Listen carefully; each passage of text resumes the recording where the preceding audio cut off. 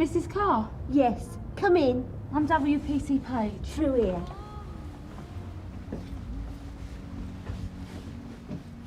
There! Well, that's not terribly loud, Mr. Carr. She's been playing the same song non-stop for 2 weeks. She puts it on when she gets up at 6:45, and it doesn't stop till after the kids come home from school. Turn it off! It's driving us mad! It's one of them automatic replay things. It won't stop. Who is your neighbour, Mrs. Carr? Mrs. Samuel. Goes the old bat. You said she had kids? Her granddaughters. We haven't seen the mother around for a while. Have you tried talking to Mrs. Samuel about this? She's a bit confused. I don't really know how the kids cope with their mum away. Right, I'll go and have a word.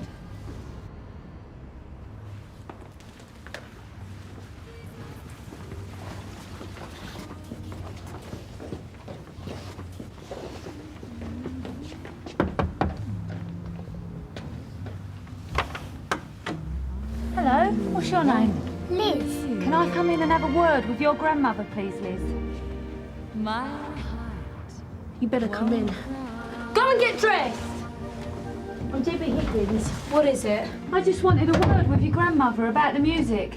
Oh, she likes that song. It makes her happy. Well, your neighbours say it's driving them mad. Oh, sorry, I've stopped hearing it. I could take the plug off the hi-fi. Is your grandmother in here? Yeah, but she's not dressed yet. Well, we're all girls together. Mrs. Samuel? I'll just turn this off for a bit, Gran. All right, dear. Okay? I'll make sure she only has it on when I'm home. Get dressed! After breakfast. Where's your mum? She's gone away. Abroad. Just a business trip. She'll be back soon. She's been gone a long time. Cran. She gets a bit muddled about time. Mum comes and goes. It seems like she's away a lot, but she's not really. How old are you? 9. And you, Debbie? I'll be 16 pretty soon. Are you all right, Mrs. Samuel? Is everything okay? Oh, yes. I have a lovely family. I really have to get ready for school now. So when's your mum coming back? Could be today. Yeah, well, if you could just change the record occasionally. If you've got any problems, we're here to help, you know. Thanks.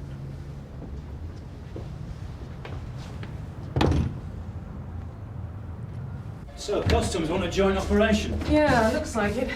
Robert Firth, an officer at City Airport, wants me to take a look at a case he's been handling. Seems he's got 3 couriers in the last 4 months, all from Sun Hill. What were they carrying? Heroin, all the same packaging, all from Rotterdam. What sort of amounts? 200-300 grams apiece. I mean, we're not talking Mr. Big here. So, you're looking at a street value of what, 25, 30,000? Yeah. So that means the couriers aren't getting much money either. Well, that's what interests me. It doesn't look like they were getting paid at all. So why do it? I know some kids act as mules for an exotic holiday in Jamaica or Thailand, but a weekend in Rotterdam?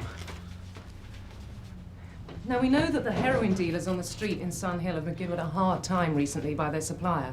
Joey Day and Max Hendy were both badly beaten up last month, and Joey admitted it was for failing to reach certain sales targets they'd been set.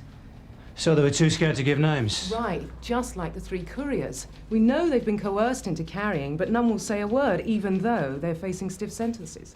So it looks like you and Her Majesty's Customs have got 2 ends of the same chain. Right, and I'd like to give it a yank and find the middle. Good. Oh, Sally, watch your back. Customs are red hot, and sometimes they're a law unto themselves. It just didn't look right, sir. The older girl seemed to know something. She didn't want her kid sister or the grandmother to know. About where her mother was, you mean? Yeah.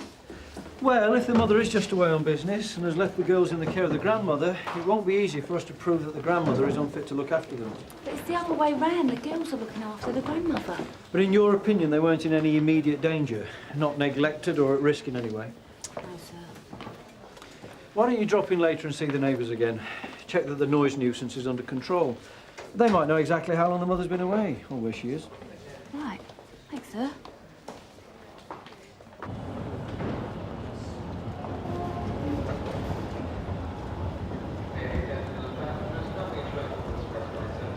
Excuse me, D.I. Johnson, Sun Hill. I'm here to see Robert Firth, Collection Investigation Unit.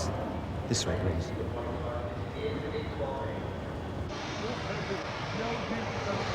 Detective Inspector Johnson, sir. Ah, thanks for coming. Mr. Firth. There's not much to add to what I told you on the phone. I've questioned John Coley, the third of the couriers that we picked up yesterday afternoon. But he's just like the others, white-knuckled at the thought of naming names. What's his story? Well, we already know the other two couriers had money problems. And when we searched Coley's flat last night, we found evidence of chronic debt. He broke out in a sweat when we suggested he might be in financial difficulties. What are their backgrounds? All from Sun Hill. No criminal records, no involvement with drugs. Unlikely mules, then? Precisely what makes them so attractive to a drug dealer. No obvious drug fiend is going to walk past us carrying several grand's worth of gear. No. What made you pick on them? Nervous as cats. And when they were asked why they'd been to Rotterdam, they didn't seem to know. Not even a cover story. But you think they're all working for the same outfit? It looks like they're visiting the same supplier in Holland. The heroin is all neatly bagged up and sealed with the same yellow tape. Individual bags? Yeah. You see, that's what we've been finding on the street in Sun Hill. We're pretty certain it's coming from two dealers who were badly beaten up last month. But who still won't give you a name? Not yet. But one of them, Joey Day, his problem is he started using the stock himself and can't repay. The strain is beginning to get to him, and I think, given a lever, I could get him to open up. Good. John Coley's being held on customs offences. He might be a good source of information for you. Would you like to talk to him? That'd be great, thanks. You knew what you were carrying? Who asked you to do it? Who told you where to go? I'm not saying. Why did you do it then? For the money? Yes. How much did you expect to get paid? 4,000, 5,000, something like that? Yes, that's right. Afraid not, Mr. Coley, nowhere near that. Do you even know the value of what you were carrying? But you have been told what kind of sentence you might face. I will get bail, won't I?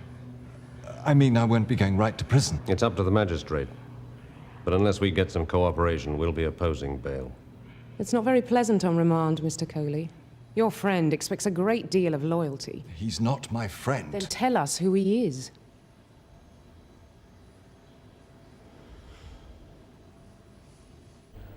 .469 from Sierra Oscar receiving. Go ahead, Sarge. It's 45, that's 45 Winford Street, Polly. It's theft. The informant is a Mrs. Taylor. On way. The first courier we picked up admitted it wasn't his first run. And like Coley, tried to pretend he'd been paid. We went through all his accounts. Not a bill has ever been settled. I wonder what the dealers got on them, apart from their debts. I thought you might like to come with me to talk to the last one we picked up. Tricia Higgins. She's been held on remand a month now, and her bail is up for review this afternoon. So she may feel the time has come for a quiet chat. That's the idea. Oh, good, that was quick. She's in here. This is what she stole. Debbie. You know her already? We met this morning. Are you all right? What are you doing here? Why aren't you at school? What exactly has happened, Mrs. Taylor? Well, Debbie cleans for me twice a week. This morning I noticed that her bag was suddenly rather full, so I asked her to show me what was inside it. And there was this little lot. Debbie, did you take these things? And what else, I'd like to know. I shall make a thorough check. You are aware she should be in school. She's only 15. No, she told me... You never said, Debbie. You never asked? No. Mrs. Taylor, it's unlawful to employ a child during school hours. How long has she worked for you? Only 3 weeks. Is that right, Debbie? Yeah. And have you ever taken anything else before? No, never. Look, I won't press charges. I'm sure there's been a misunderstanding, hasn't there, Debbie? I'll pay you what I owe you. Obviously, you can't come back here anymore. Come on, you better come with me. Don't forget your money, dear. What happens to me now? Come on. We'll have to see, won't we? Debbie, this is Inspector Monroe. Hello, Debbie. You're not here because you've committed any offence, Debbie, and Mrs. Taylor hasn't made any complaint against you. But we do need to know if your mother is aware that you're missing school. Now, where can we contact her? She's away at the moment. And where's that? I'm not sure. She's working. Doing what? She sells knitwear she designs. You know, she makes sweaters and things. So why were you working for Mrs. Taylor, Debbie? And why did you try and steal the tights and shampoo and stuff? Well, you know, just fed up with school and having no money. Is that true? I've just spoken to the education welfare officer at your school, and he says that, until recently, you've been a model student. He also confirmed that the school has on file a letter from your mum saying you've been absent because of a series of dental appointments. It wasn't my mum. I wrote it. She's done nothing wrong. I think we ought to get your grandmother down here. That's Mrs. Samuel, isn't it, Polly? No, no, please. From what Polly here tells me, your grandmother is not very well. Is that right? Then we ought to get a social worker in. Maybe your mother can't help leaving you alone, but I'd like to make sure you're not trying to handle more than you can really cope with. All right, Debbie?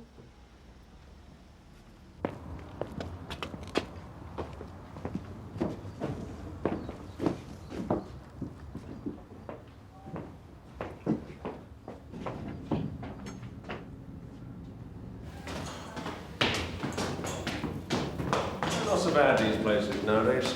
That rather depends on your point of view. Hello, Tricia. How you doing? This is D.I. Johnson from Sun Hill. Hi, Tricia. She wanted to meet you. Everything's all right, innit? As far as I know, yeah. Tricia, you know you're looking at a very long sentence. My solicitor said it could be 4 or 5 years. You don't use drugs, you weren't getting paid. He must be quite something, this friend of yours who sweet-talked you into it. Who are you trying to protect? Boyfriend, is he? No. Then why do time for him? Or maybe you were planning to set up business dealing on your own account. Judges take a rather dim view of that, I believe. That's right. On the other hand, if you help us, give us a name, you could be looking at a very different sentence. I can't. I can't give you a name. Did you borrow money from anyone, Tricia? Someone who needs paying? I'm not saying anything. If you cooperate, you might even be granted bail.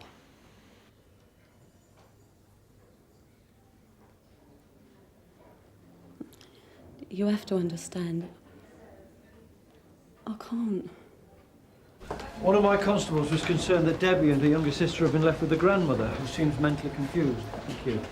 She may stand in need of care. And she's been missing school to go to a cleaning job. That's right. She's not abroad. She's in prison on remand. Debbie, this is Mrs. Kennedy from Social Services. Hello. Sit down, Debbie, and tell us all about it. She's not bad. It's not her fault. She wouldn't do anything bad. Tell us what happened. I wanted the shampoo and that for her. She's in court this afternoon, and I wanted to get bail. Does your grandmother know your mother's in prison? No. The customs came and searched the flat. That's how I first knew she'd been arrested. But no one saw them come, and Gran didn't really understand what it was all about. Liz was at her friend's. Customs searched the flat. She was carrying drugs, but she had to. He said if she didn't, he'd hurt me or Liz. I heard him. Didn't your mother let anyone know you were left alone?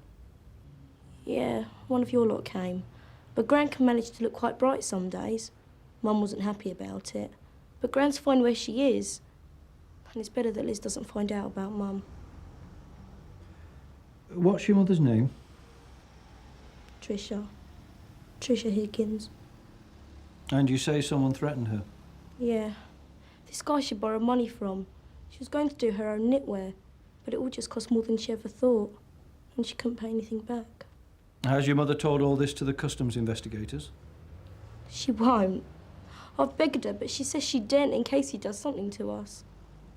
But it's horrible in prison. I wanted to tell them so she can come home.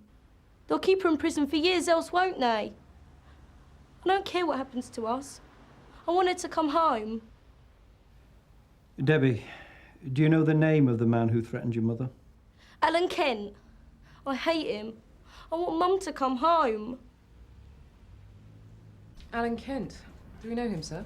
Yeah, as a loan shark with some pretty nasty business habits. So heroin must be a new sideline for him. That's good work, Andrew. Right, you better get onto your man at the airport and tell him you've finished off the daisy chain. See what he wants to do.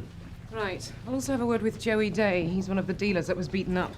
I wonder if the name Alan Kent will make him wince. And, young Debbie? Well, if her mother confirms her story, we'll try and get Kent off the streets this afternoon. And perhaps Customs will think less seriously about opposing bail. I'll certainly have a word. Good. So you've never had sufficient evidence to do him for dealing? No, but he's been picked up enough times for possession, though. Yeah, used to be a right cocky little number till this new face started his reign of terror on the block. Well, maybe Joey should consider a career move. Oh, he lives in an endless pipe dream. Who is it? D.I. Johnson, Sun Hill.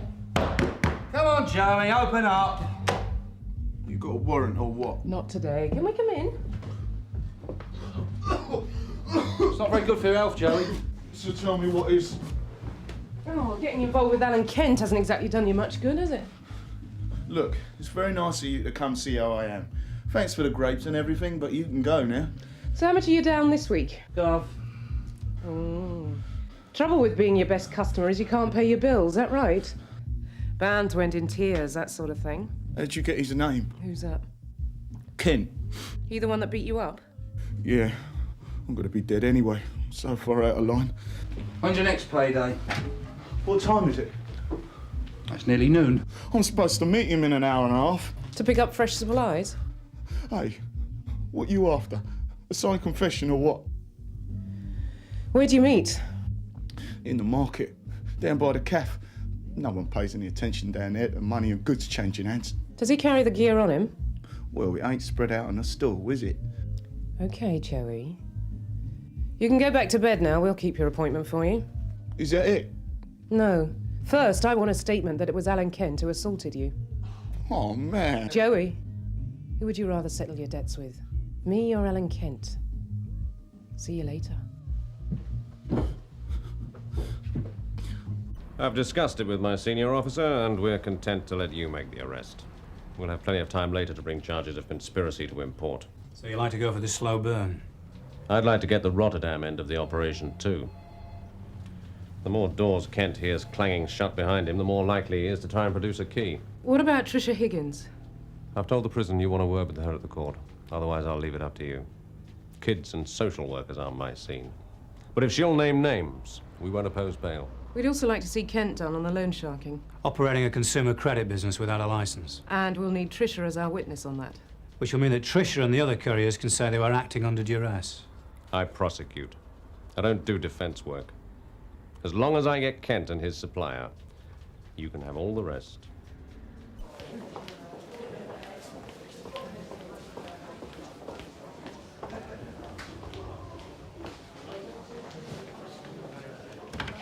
In you go. Mum! Baby! Oh, you've got to tell them, Mum.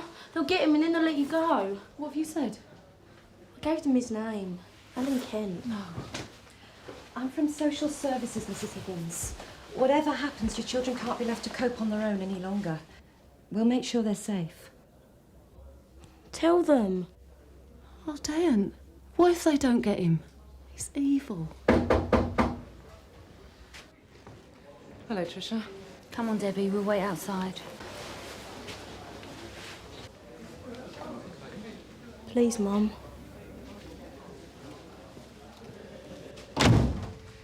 Tricia, Debbie has told us that she overheard Alan Kent threatening you about some money you owed him.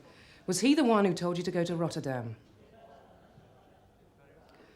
Oh, well, maybe Debbie was just spinning us a tale, trying to get her mum off the hook. No, Debbie's as good as gold. Well, then.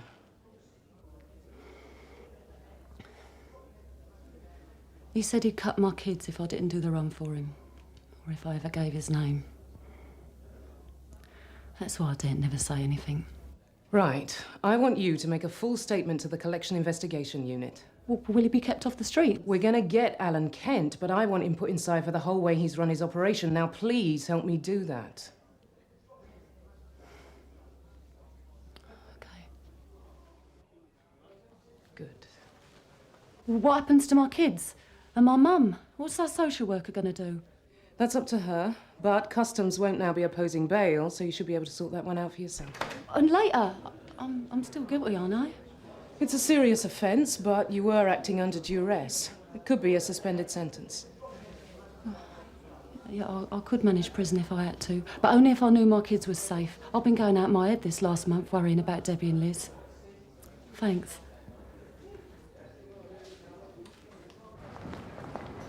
The governor said to look for Kent down by the caff. All right.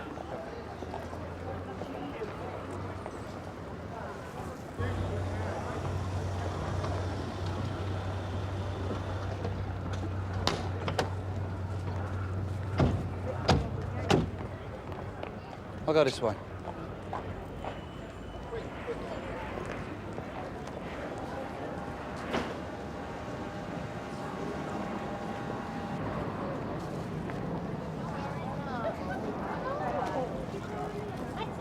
He's here, Gav.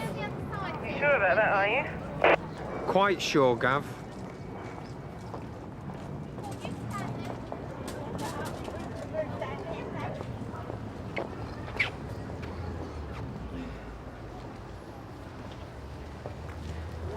Everybody ready? Let's go.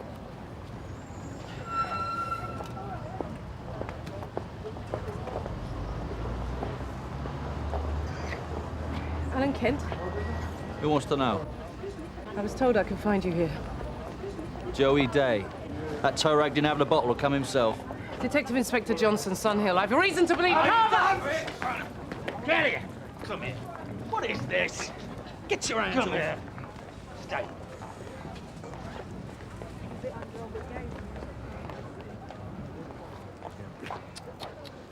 Alan Kent, I'm arresting you for possession of dangerous drugs. You do not have to say anything unless you wish to do so, but what you say may be given in evidence. Do you understand? Get lost. Mr. Firth from Her Majesty's Customs will be wanting to talk to you about further charges. Nice work, gentlemen. In the car, please. Move it. Debbie, we shan't be taking any action against you for what happened at Mrs. Taylor's house this morning, but I think that your mother ought to know, don't you? Shall I explain? Right then. While you've been held on remand, Mrs. Higgins, Debbie has been missing school in order to do a cleaning job. This morning, she was caught attempting to steal some toiletries and I think some tights from her employer. Is that right? Yes. Now, it may very well be that Debbie felt the weight of responsibility for her grandmother and her little sister, and so set about earning a little extra money at the expense of her own education. And it may be that she was desperately tempted to take the shampoo and so on to try and make her mother's life in prison a little more pleasant. But stealing is stealing. I know. Good. Well then, Mrs. Higgins, I'm sure you'll agree that Debbie's loyalty, initiative and concern for others would be put to much better use back at school.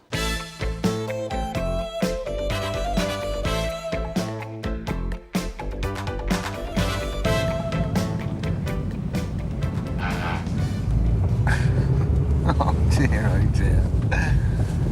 05 from Sierra Oscar. Yeah, go ahead, Sarge. How far are you from base, Dave? About 5-10 minutes. He's actually made his mind up. Return to Sunhill, Dave. Sergeant Cryer wants to brief you on an incident at Hill Lane Driving Test Centre. What's the problem, Sarge? Somebody failed their test and doesn't like it? No, someone's about to take his test. And apparently doesn't have to. The call's just come through from an examiner at the Hill Lane Test Centre, thanks, Polly.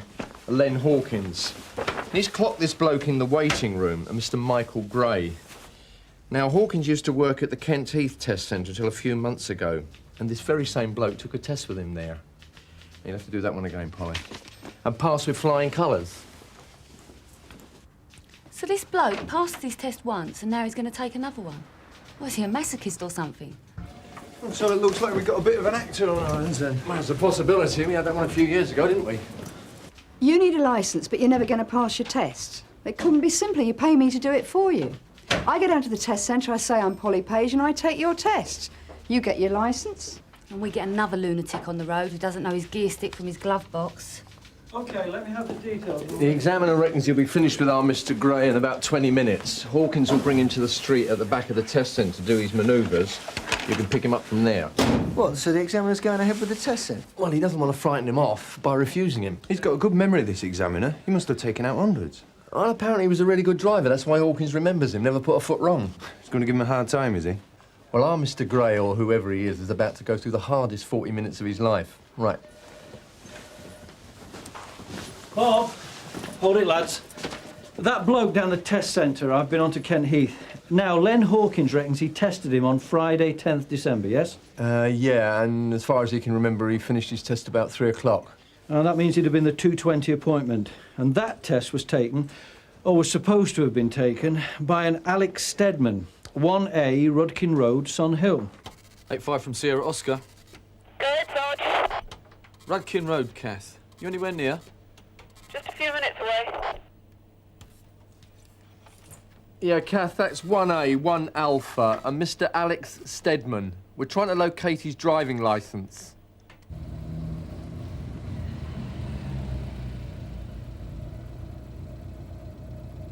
So, in his last test, he was Alex Stedman. And on this one, he's Michael Gray.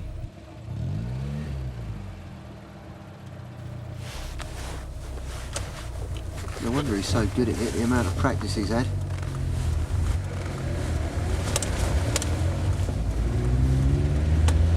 So, what do you reckon the real Michael Gray's doing now, then, eh? Dunno. He's probably getting a few cans in, celebrating passing his test without turning a wheel. I reckon this one's celebrated a few of those. Well, what's he doing now? Looks like a three-point turn. He couldn't do a three-point turn on a push bike there. Mr. Hawkins is really putting him through the mill, isn't he?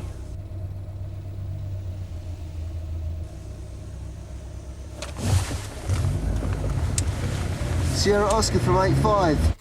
Go ahead, Dave. Just coming to the end of his manoeuvres, Sarge. Getting his money's worth, isn't he? Still got the highway code to get through yet, Sarge. Our Mr. Gray isn't having such an easy ride this time.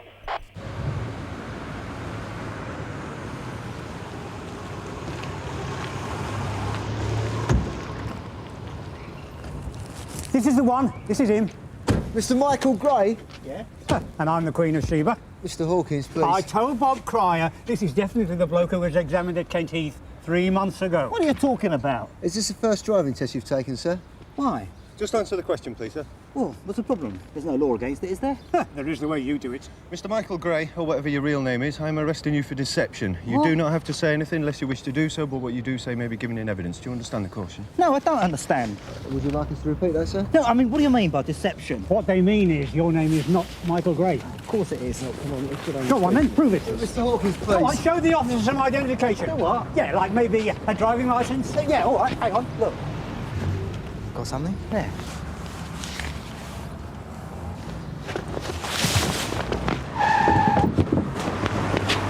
You are nicked, sunshine. Ow! You did our emergency stop, all right? OK. Full name, James Richard Fenner. Mr. Fenner has nodded, signifying yes. Address 2 Elverton Rise, Sun Hill. Yes. So who's Michael Gray of 52 Camber Road, Sunhill? He's a mate. Must be a very good mate, Mr. Fenner, for you to take his driving test for him. Yeah, he is. But Mr. Gray isn't a very good driver. He is a good driver. So why doesn't he take his own test? Mike always bottles out when he has to do a test. Goes to pieces. Oh, you thought you'd just help him out, yeah? Well, like I say, he's a mate. He asked. He was desperate. Job depended on it. I said, OK. Got a lot of mates, have you, Mr. Fenner? I don't understand. Yeah, you like to help out. Oh, no, hang on. This was a one-off. OK. So you've never done this before, then? No! This was an isolated act of charity, yeah? That's right. So who's Alex Stedman? Who? Of 1A Rudkin Road. You took a driving test for him, Mr. Fenner, at the Kent Heath Test Centre 3 months ago. Friday, 10th of December, 2:20 in the afternoon. Yeah, I'm at 1A Rudkin Road, Sarge. There's no answer from the house and no sign of Mr. Stedman. We'll ask round the neighbours, see if anyone know where he might have got to. OK, Kathy. Not exactly house-proud, is he, our Mr. Stedman? I don't reckon there's anyone living here. I don't do this for a living, you know. So what exactly do you do for a living, Mr. Fenner? This and that. And it pays, does it, isn't it? I get by. Especially with the odd little top-up now and again. Look, Mr. Fenner, Mr. Hawkins at Hill Lane has identified you as the man he took out for a test at Kent Heath on Friday the 10th of December. Only then you were calling yourself Alex Stedman. What my colleague is saying, Mr. Fenner, is that you left more trails than a Yeti in a snowstorm. So why don't you stop playing these games, tell us who else you worked this scam for? I did it to help my mate Mike. Today was a one-off. I've never done it for no one else. He claims he's never been to Kent Heath and he's never heard of Alex Steadman. Well, according to Fenner, today was a one-off for a mate with bottle problems. Well, Adam and Kathy are still talking to Steadman, so we might get a bit more out of him. In the meantime, you two better bring in the nervy Mr. Gray.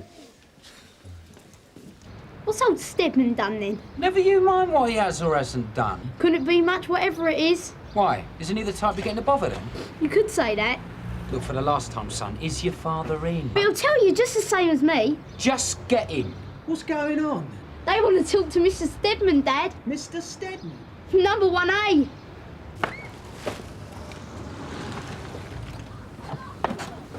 Mrs. Michael Gray, Yeah?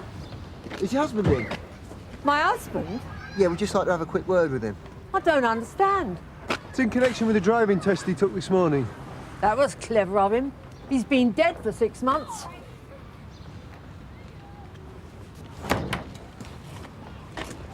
Must have been well over a year ago that Alex passed on. Do you know if he left a forwarding address? No, you don't understand. Passed on, passed away. He died. Sierra Oscar from 487. And you can see by the state of the place, no one's lived there since. You sure we got the right name and address here, Sarge? I don't understand.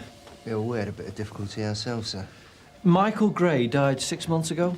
And according to Adam and Kathy, Alex Steadman turned up his toes a good 6 months before that. And he was resurrected 3 months ago for his driving test. So why would Fenner take driving tests from men who are dead? Dead men don't need driving licences. Dead men don't drive cars. Oh, lads, I reckon I could help you out with that joke of yours, you know, from the test centre. The one who's been standing in for all these steps. Yeah, how?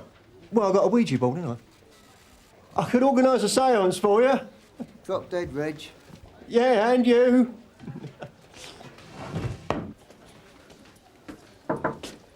Oh, there you are. Why don't you have a word with Mrs. Fenner? Hey? I think it's worth a try.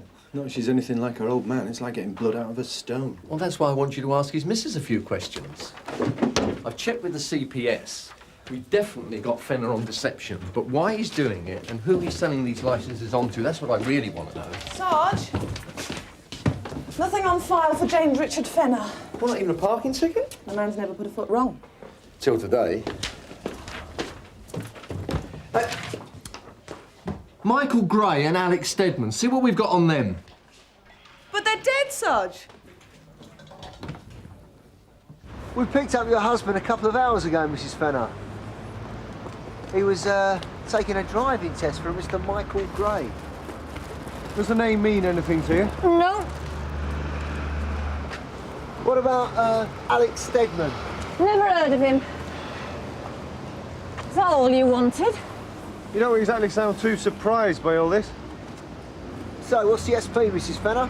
Ask Jimmy. Jimmy's not saying. And I don't know. Look, Jimmy goes off in the morning, he comes home at night. I don't know what he gets up to, and I don't ask. That kind of relationship, is it? There's nothing wrong with our relationship. I just don't pry into his business, that's all. Well, what is his business, Mrs. Fenner? Only Jimmy's not telling us that either. Jimmy just does what he can. Like impersonating dead men? Like I said, I don't ask.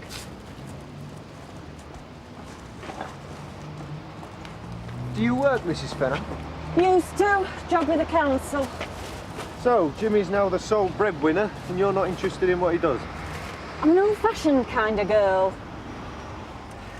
Sometimes he works the markets, sometimes a bit of delivery work. Like I said, he just does what he can.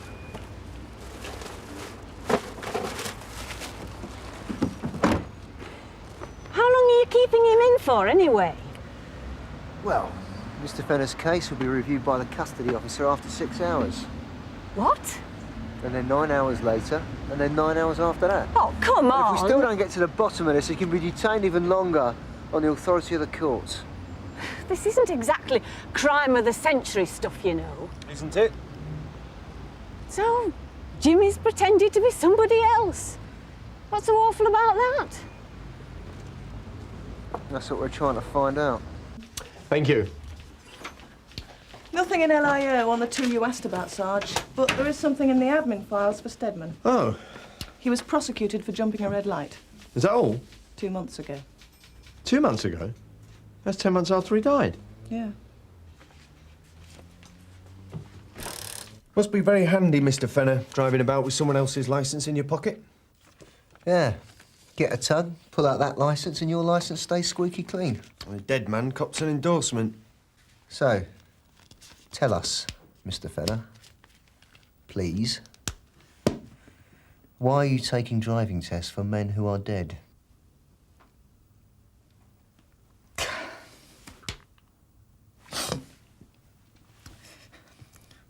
I met this bloke in a pub.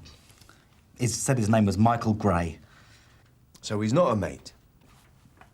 We got talking, and he said he had his driving test that afternoon. He knew he was going to blow it. He said there was 30 quid in it if I did it for him. But we all know that Michael Gray died 6 months ago, Mr. Fenner. He gave me a false name. And why would he want to do that? I don't know. There's some funny people about. So how was he going to collect the par sheet then, Mr. Fenner? He said he'd meet me outside the centre. I never saw anyone. No, not surprised. He must have been away like a greyhound. On steroids. Same thing happened with Stedman, did it? Came up to you in a pub, gave you a sob-story about the problems he's got having his test, and you stood in for him. How many more times? I've never heard of a bloke called Stedman. We're not getting very far, are we? Well, it's pretty obvious that Fenner did take Stedman's test, Sarge. He used Stedman's licence when he was nicked. Well, I know that's obvious, but what isn't obvious is why the hell he's doing it all. We need to know if he's still got the Stedman licence. I think we go over to Fenner's gaff and see if there's any more of them around. Sarge, this registration, Sarge, L202LCY, is this the car that Fenner was stopped in when he jumped the red light? And Donna got it out of the file. And it happened just 2 months ago? Yeah. Why? Can you run this PNC for us, please, Matthew? That's not the car we saw outside Fenner's this afternoon, I'm sure of it. Well, it's the same model, Steve, and it's an L-Reg too. Yeah, but the one we saw at Fenner's had 2 numbers after the L. I'm pretty certain about that. And that one he got stopped in 2 months back's got 3. Maybe it does pay. Maybe you can afford to change his car every year, but every couple of months. That's not Fenner's. Registered to Widman Car Hire of Kent Heath. I think you better pay another visit to Mrs. Fenner. Cheers, Matthew. Donna, Widman Car Hire, Kent Heath. No, sorry, Sarge. So, Fenner gets a dodgy licence, use it to hire a car. That's right, and then drives it away completely legit, and has all the time in the world to get rid of it without anyone giving him a second glance. And by the time the hire car company wake up to the fact that their shiny new Ford ain't coming home, it's too late because they've hired it to a stiff. Neat, isn't it? The word's criminal, actually, Reg. Still, it is neat, isn't it, John? Very. Matthew, can you get someone down to Widman Car Hire in Kent Heath? I want to check what's happened to this motor. Our ringer, is it? Yeah, and he looks like he was operating a much sweeter fiddle and just knocking out fake licences. L202 LCY. Yeah, you hired it to a Mr. Alex Stedman a couple of months ago. Yeah, that's right. Got cause to remember him, sir? He took the car out on the 23rd. Yeah, he was the lucky colour man. Well, he had this thing about blue cars. Reckon he couldn't drive anything else. So when did you first twig this lucky blue car wasn't coming back, sir? Well, the car did come back on the 30th. Well, that's it there, the Mondeo. Mr. Stedman returned it bang on time. He paid the hire charge in cash, bit of excess mileage, and the car was unmarked and undamaged. In fact, I wish all my punters were like that one. So Fenner hires a car in a false name and using a bogus licence. Then he drives it around for a few weeks. Then he takes it back to the car hire company, completely unmarked, and spotlessly clean inside and out to boot. Perhaps Polly's right. Perhaps he's a nutter. Bob, Steve and Dave have got something. The next-door neighbours tell me the Fenners run a cleaning business, Sarge. So that's what Jimmy does for a living, is it? No, that's what Mrs. Fenner does for a living. Not such an old-fashioned girl, after all. And she specialises in valeting cars. Apparently, you take your motor into Mrs. Fenner and it comes out looking like new. Well, where is this business? In a lock-up, down by the railway. Well, get down there, Steve, and have a look at these motors that look like new. That's probably just what they are. 595 from Sierra Oscar. Go ahead, Reg. Yeah, if you're still at the Widman Car Hire Company, Sergeant Cryer would like you to check out that Mondeo. Registration Lima 202. Lima Charlie Yankee. I didn't imagine it, you know, Reg. It's definitely here. I can see it. Yeah, we'd just like you to take a closer look. Engine number? It's there.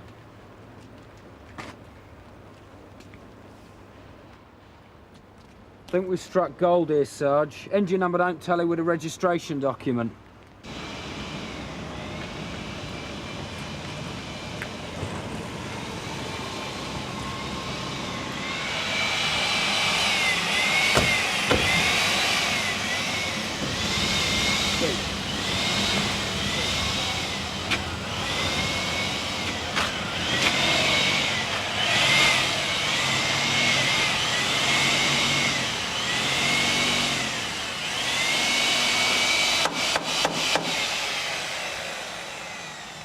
That is one very clean engine, Mrs. Fenner, for a car that's done over 70,000 miles.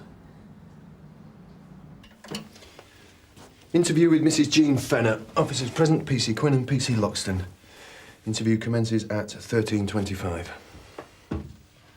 So, Jimmy gets the licences, Jimmy hires the cars, you?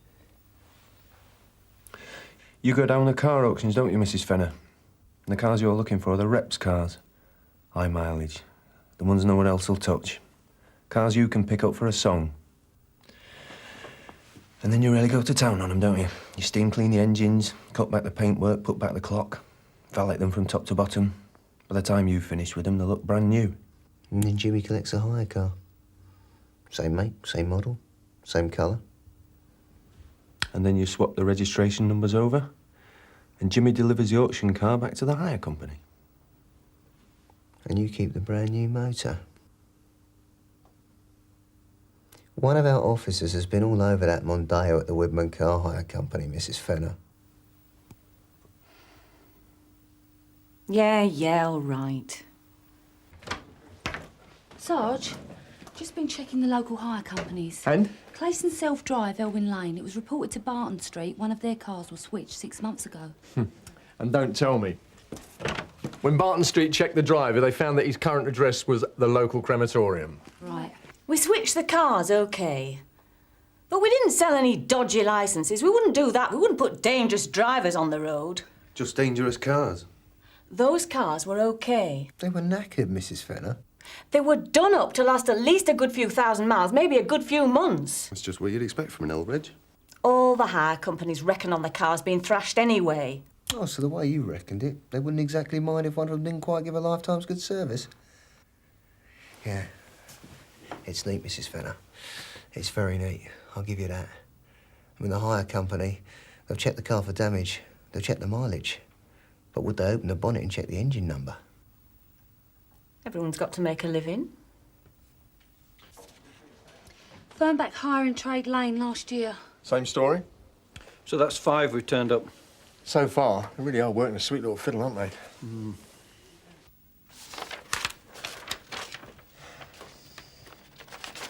So, is that the lot then, Mr. Fenner? I think so. And what does that mean? You think there might be more? I don't know. Jean's a businesswoman. She looked after all that. Looks about right. Can I see her now? No, there's a couple more things, Mr. Fenner. I told you that was about right to me. No, you apply for licences using other people's addresses. So why didn't the licences go to their old gaffs? I told the licence people I was between flats. Could they send it to an accommodation address? And it was that easy? They said put in a note with the application form and they send it on. They're very helpful these days. Citizens' Charter. Hmm. And these motors, did you actually knock them out yourselves? No, a mate in the trade sorted out the VIN numbers and logbooks, sold them on. Name? Not very good with names. Can I see her now? No. One last thing, Mr. Fenner. How did you know that the blokes you were going to stand in for didn't already have licences? Well, Jean used to work for the council in a home, a local authority daycare centre. Yeah, she said. Well, I worked there too for a couple of months. I drove the care bus about, picked up the punters, found out who couldn't drive. Very nice. Interview with Mr. Fenner terminated at 13:45.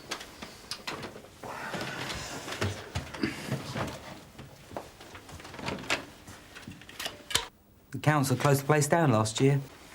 Oh, so it's down to the council, is it? If they hadn't shut the place down, the Fenners would have never have descended into a life of crime. They told us to retrain. Gave us a leaflet, self-help. So Jean said that's what we're going to do. We're going to retrain and then we'll help ourselves. Right, they're ready for you, Mrs. Fenner. How come the examiner remembered him anyway? He must have taken out hundreds in his time, and Jimmy's not exactly memorable. But he is a very good driver. Which is why he's stuck in the examiner's mind. According to Mr. Hawkins, on his last test, he was textbook. No mistakes, no nerves, like he'd been driving for years. Jean? Why do it, eh, Jimmy? Why go and break a habit of a lifetime and actually do something perfect for once?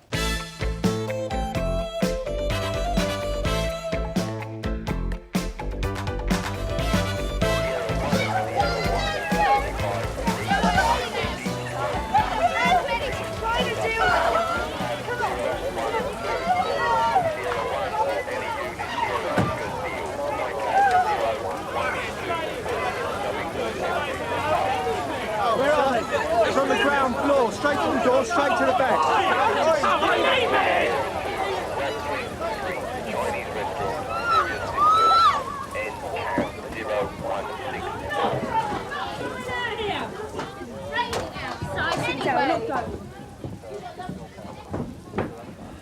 What's the situation? Not looking good, sir.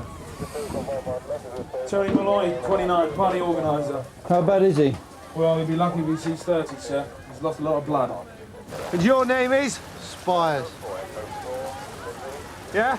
Martin. All right, thank you. And where were you when all this happened? When all what happened? Mind your backs, please. Tracy, come on, leave him alone, Tracy! Come on, Tracy, leave him alone! Follow in the car, come on. Terry!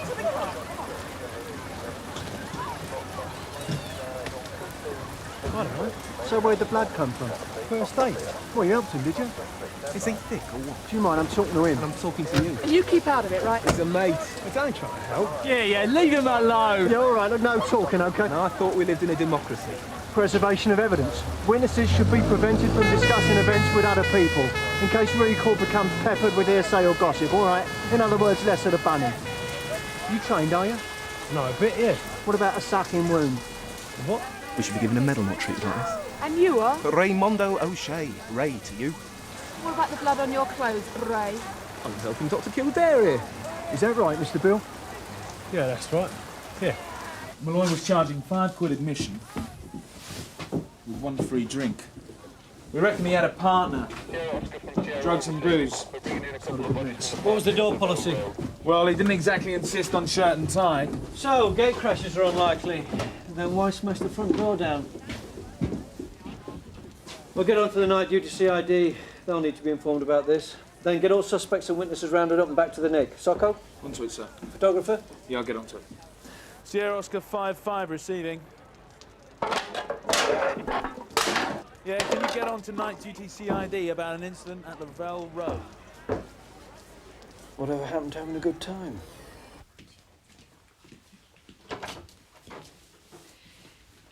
Do you know how to get in touch with his parents?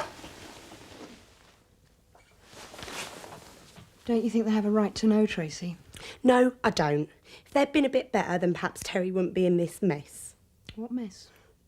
This mess! Well, it could have happened to anyone, couldn't it? Could it? Then why did it have to happen to my Terry? I don't know. You tell me. Right, on you get. Right, Mr. Grant. Quick body search before you get on the van. Search? Right, it's nothing to worry about. No rubber gloves or anything. Don't think much of the decor. Huh. What's the news on the Grand Mansa? Still critical.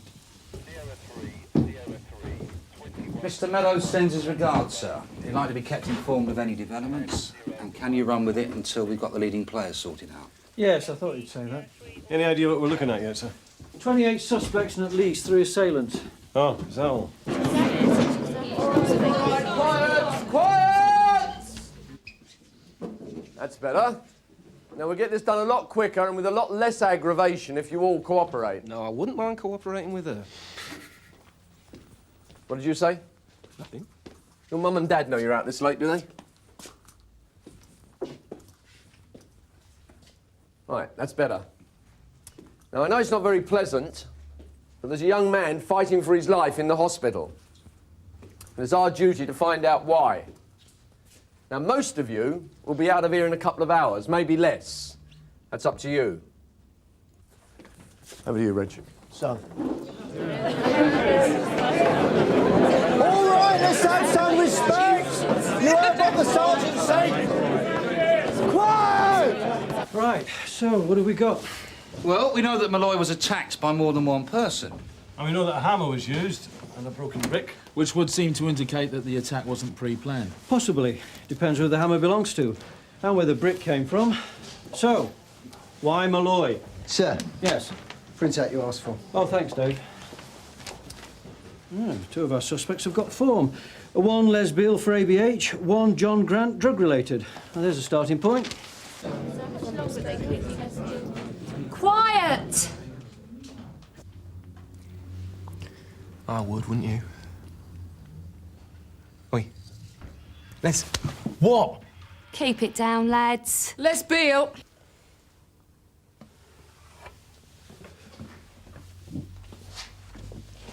Tell him to stick it. What do you know about Malloy? I never saw nothing. Is he an addict? No such thing as an addict. It's use and abuse. One of your regular customers, is he? I don't know what you're talking about. Mr. Grant, we've got 2 witnesses who reckon you do know what we're talking about. Yeah, sure. They say you sold them uppers. Now, my colleague here searched you and found it in your possession, a polythene bag containing what I'm sure will prove to be a quantity of Class B drugs. Now, it's not looking very good, is it? It's drugs, innit? Does things to people. Had a nan, hooked on coffee. Couldn't pass a tea room or a cafe without popping in for one. So what was Terry taking? Speed. And he was drinking as well? Yeah, that's what does it to him. Makes him aggressive.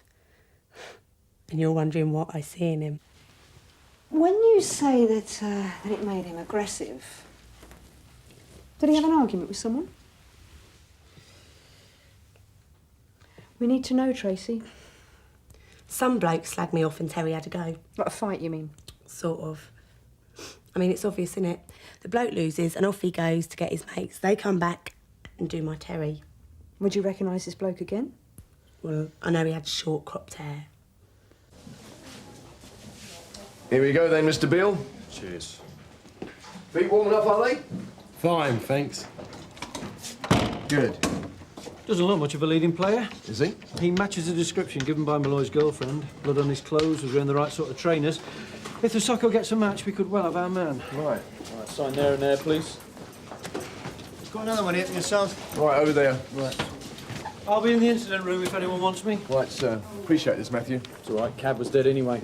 Sarge, Mr. Spire's ready for questioning. Yeah, as soon as his brief's finished in the bog. All right, take him through then. Yeah. This way, please. Come on. Right, Mr. O'Shea. Oh, you O'Shea too? O'Shea, empty your pockets. First name? Raymond. Ray. You know why you're here? You'd have to ask my mum and dad that. You a comedian by profession, or is it just a hobby? Carpet fitter. Good money? All right. Nasty mess, isn't it? Is it? Friend of yours? Bloke got what was coming to him.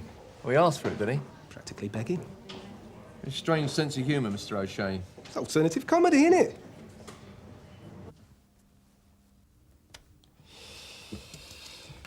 Is there any chance of a deal? I think what my client is trying to say is that, should he prove himself to be a reliable witness, the courts might be able to find a way to reciprocate. We're dealing with a vicious assault, a possible murder.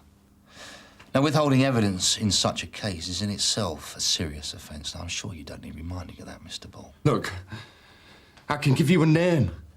All right. We're listening. Steve Cox. So who's Steve Cox? He's a regular.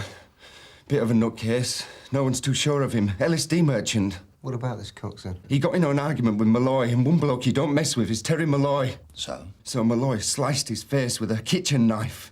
You what? So, we're looking at 2 attacks. The first by Malloy against Cox.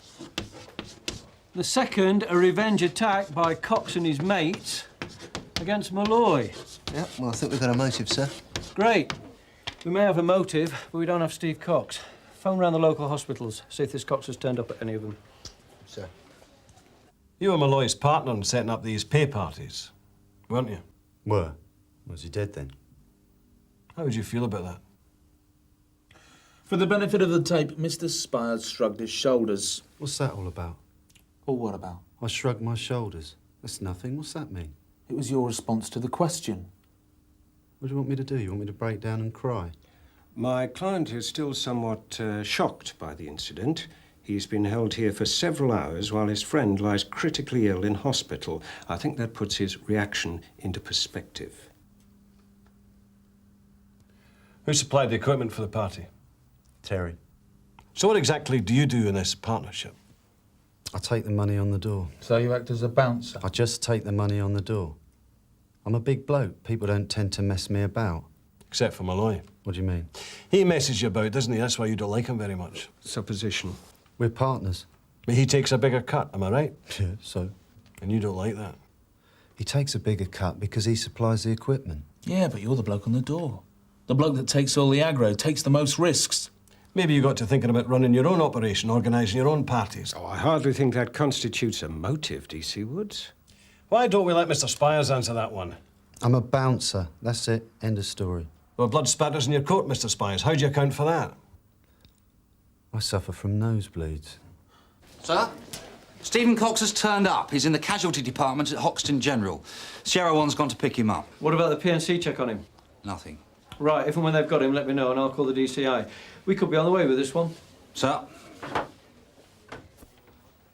4 main suspects, Beale, Cox, Spires and Usher. Have you interviewed Beale yet? No, sir. Malloy's girlfriend gave you in Ackland a description that puts Beale in the vicinity of the first assault, and the soccos matched one of his shoes to a print found at the scene of the second assault on Malloy. We'll have to wait for fingerprints from the weapon. And Cox is waiting for the FME? Yes, sir. Right. Alan, you and me'll talk to Beale. Dave, you and Jim take a share. And you're going out of the hospital, are you, Andrew? Yes, sir. Right, let's get cracking, shall we?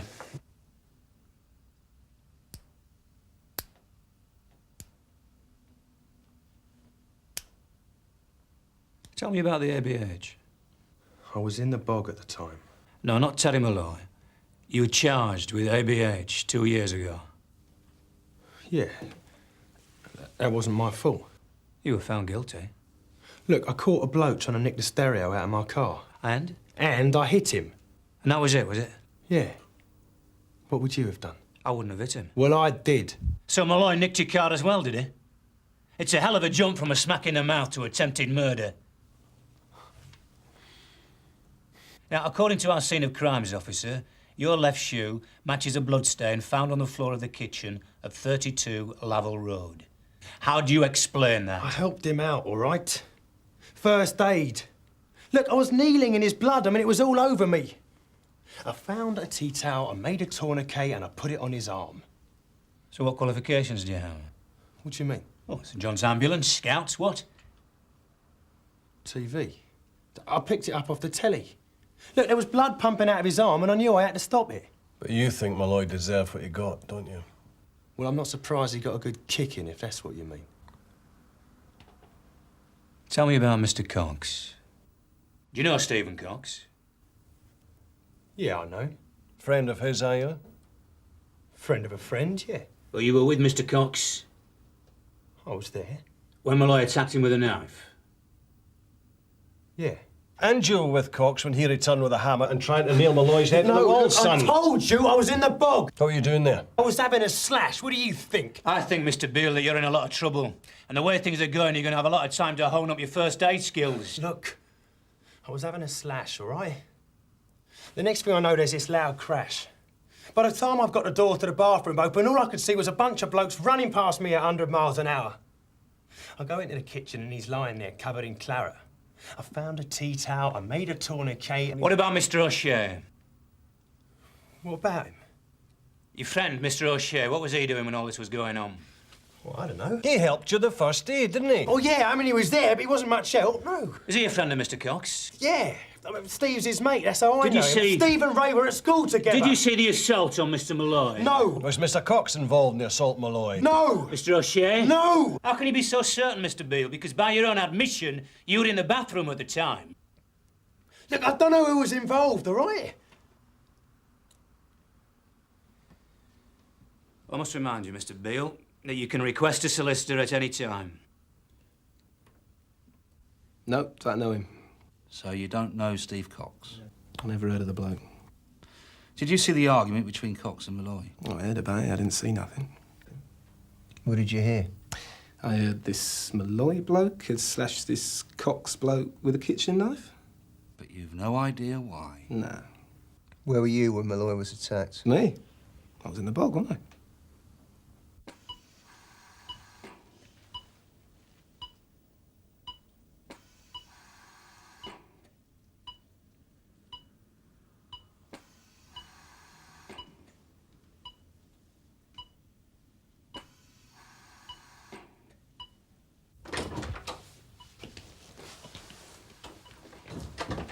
Sir, What's the news? he's had another blood transfusion, but at the moment it's not looking too good. This a girlfriend, is it? Tracy Ferdinand. Any ideas, Jim? Well, sir, yeah. Beale and O'Shea have got the same excuse. They both claim that they were in the Kazi at the time that Malloy was attacked, so one of them must be lying. Well, they could just be good friends, sir. So what about the hammer? Any luck with that? Well, we've got a witness that says they saw Excuse Malloy. me, sir. I thought you'd like to know the FME have cleared Cox for an interview. OK, thanks, Bob. I reckon that after Malloy attacked you, you decided to take matters into your own hands. That you, Raymond O'Shea, Les Beale and Martin Spires, among others, set on Malloy with the intention of causing him serious damage. Look, he did this to me. I'm lucky I've got a face left. It's understandable, though, isn't it? Because he was asking for it, wasn't he? Yeah, he was asking for it. But I never laid a finger on him. What about a hammer? Oh, yeah, I carry one round with me all the time. What about a brick? He thinks I'm an odd jobs man. If I had a hammer... Half a brick? I'd hammer in the morning. Anything to hand? No! Tell me about it. It was O'Shea's idea. I had nothing to do with it. Nothing? Ray wanted to get Malloy for what he'd done to me. He fancies himself as a bit of a hard man. Well, I tried to reason with him. It's my face. But this big geezer was there, and he kept going on and on. Malloy deserves it. He needs a seeing to. So Ray starts kicking this wall to bits. Next thing I know, there's a whole mob of them. The big guy's up at the door, bashing it down. Well, that was it. I'd had enough. I disassociated myself. So the hammer does belong to Terry? Yeah, And what's he use it for? black out the windows and stuff. What about the knife, Tracy? Where did that come from? What knife? The knife your boyfriend used to attack Steve Cox with. Look, my Terry's the one who's dying. There was a knife, though, wasn't there? He kept it rolled up in a cloth, tucked down his army greens, in case of trouble. It's all my fault. If he had had his knife on him, he wouldn't be lying in there now, would he? He'd be all right. He would have been able to protect himself. Where is the knife, Tracy? I don't suppose it matters now.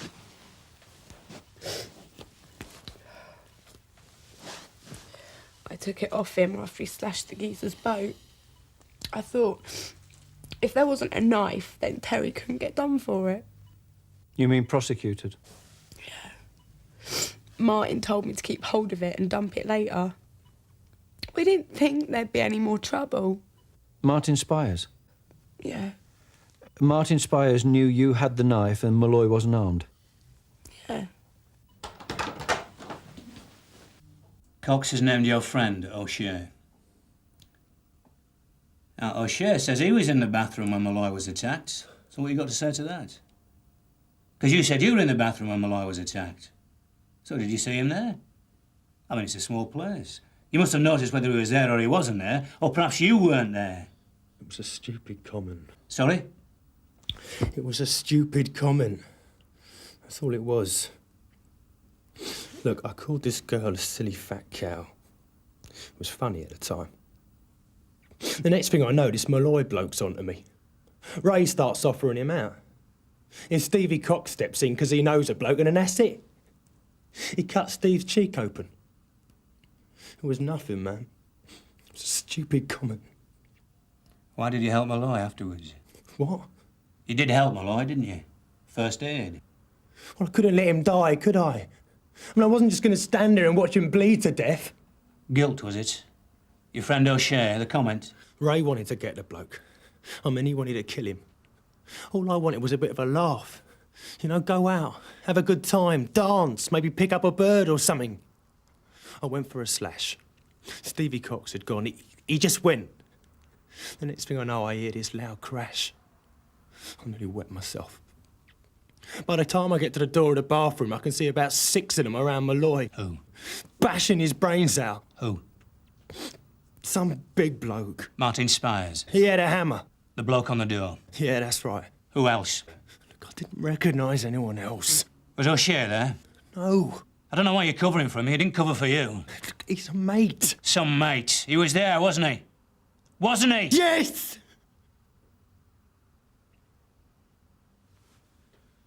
Right. Interview terminated 4:34. Martin Spires, in light of the evidence we've uncovered so far and the continuation of this investigation, I must warn you that it's my intention to charge you with the attempted murder of Terry Malloy. Do you have anything to say? I'm taking the advice of my brief. I'm saying sweet F.A. No one crosses me. In case the tape didn't pick that up, after revoking the right to silence, Mr. Spires commented, "No one crosses me." This was witnessed by Mr. Spires' solicitor, Mr. Andrews.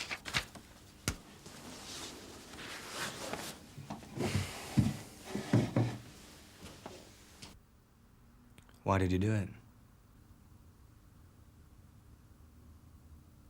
For a laugh. So who else shares your sense of humour? Cox? No. I'm not naming names. You got me, you got the bouncer. The only thing I will say is Les Beale had nothing to do with it. He's a good friend, is he, Beale? He's a mate that knows the meaning of the word mate. I do for him, he does for me. In fact, when you look at it, he probably saved Malloy's life.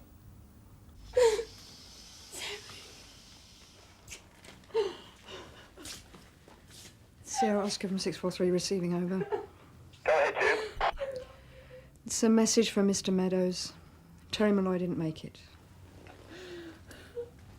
All right, that's yours. It's been a good night. 1 drugs bust, 2 for attempted murder. Yeah, what about Cox? Yeah, he's looking a bit like a victim at the moment, isn't he? Get another statement out of him. It might help us trace some of the others involved. And then we'll have to bail him. Wonder why Spires bashed the front door down when he had a key for the place. Well, it didn't fit his image, I suppose. Angry mob, baying for blood. Hardly time to fiddle with a airlock. If he had to use a key, we'd have probably nicked him sooner. You will, of course, be called as a witness, Mr. Beale. You want to think yourself lucky it's not you in hospital instead of Malloy. Yeah, thanks. All right, sign here, please. I need to have a chat with Fox, Sarge. Right. Bob, when you got a chance, we're changing the charge for Spires and O'Shea. It's murder. All right, sir. What? He's dead? That's what you get for picking up first aid tips from the telly. Right, I'm off home for some shut-eye. You know where to catch me. Sir, all right, see him out.